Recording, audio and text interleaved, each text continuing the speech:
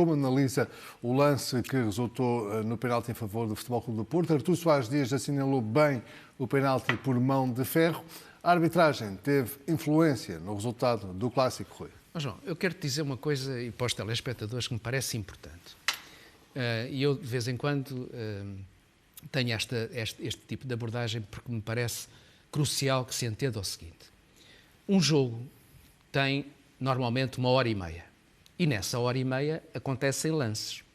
E nós temos muito hábito, que é normal, de analisar cada um dos lances dos jogos de futebol. Digamos que há um interesse relativamente àquilo que é a opinião, enfim, dos especialistas relativamente a cada um desses lances, e isso é uma coisa normal. Mas eu centro-me sempre, para além de fazer as análises de cada lance, aquilo que foi o comportamento do árbitro em termos da sua postura, do seu comportamento e, sobretudo, do seu critério. E o critério na parte técnica e na parte disciplinar. E o que eu queria dizer era o seguinte. Eu vi, é normal também, muitas análises e análises diferenciadas relativamente àquilo que tem a ver com cada um dos lances mais polémicos do jogo do Dragão.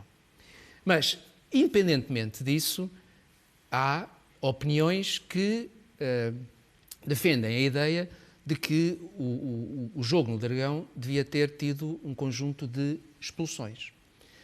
E eu digo a mesma coisa. Nós somos capazes de poder defender a tese da expulsão em algumas situações. Enfim, em vez de ser comportamento negligente, enfim, podermos caracterizar algumas situações que tenham a ver com força excessiva, poder ter a ver com alguma agressão, portanto, tipificar a figura da agressão num determinado lance, tudo isso. Mas imagine-se o que seria aquele jogo no Dragão, e era isto que eu queria dizer, se o árbitro tivesse um critério mais apertado e para todas as situações, ou no limite dos amarelos, ou, enfim, dentro da jurisdição do vermelho, digamos assim, do ponto de vista, enfim, das leis do jogo, se começasse a expulsar jogadores naquele jogo. Era um festival de expulsões? Bom, era um festival de expulsões, era um jogo impossível de controlar, com as tensões colocadas naquela partida. E é preciso também olhar para estas coisas. Não é só olhar ao interesse específico do nosso clube. Não. É tentar perceber que o árbitro tem uma missão também. E a missão é gerir um jogo. Quando nós percebemos que o árbitro está a ter um critério absolutamente diferenciado para cada um dos contendores, nós aí podemos desconfiar e podemos achar.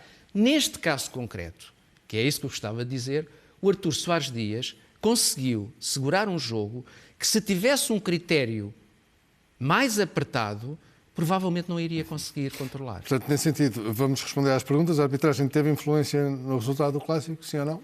Eu considerando o tal critério, considerando o que foi o jogo, eu entendo que não há nenhuma equipa, quer dizer, as duas equipas podem se queixar se quiserem da arbitragem.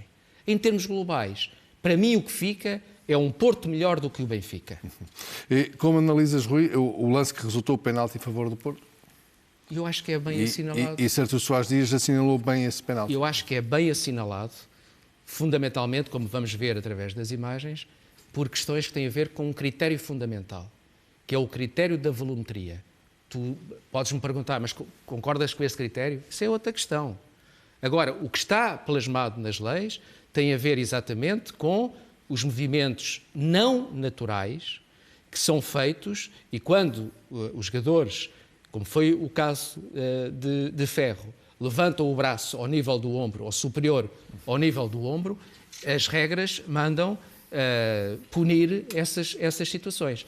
E como eu já também defendi publicamente, quer no Jornal da Noite da SIC, quer no play-off, eu entendo que aquela mão nas costas do Soares, aliás, como aconteceu, e defendi exatamente a mesma coisa, no Moreirense-Benfica, em que o Seferovic mete exatamente da mesma maneira a mão nas costas de um adversário. No golo do Rafa, sim. No golo do Rafa, e eu entendi, nessa altura, que essa mão não era suficiente para se marcar a respectiva infração. Muito bem, Rui, ao contrário de outras posições que eu vi defendidas. Está a acontecer com o Benfica, estas queixas todas, já aconteceu com o Futebol Clube do Porto, mas eu acho que, basicamente, o que nós estamos aqui a assistir é uma dinâmica de comunicação que tem a ver exatamente com algo que tem sido comum, enfim, em termos daquilo que é a tal dinâmica de comunicação dos próprios clubes. Na verdade, houve questões que têm a ver com as opções de Bruno Lage, por um lado, mas por outro lado também questões que têm a ver com as dinâmicas da própria equipa. O que nós estamos a ver aqui era o 11 provável que nós apresentámos a semana passada, que teve as alterações que estamos a ver. O Corona entrou para a posição de lateral direito. Aliás, o Corona, que foi fundamentalmente um dos grandes jogadores, das grandes exibições desta equipa.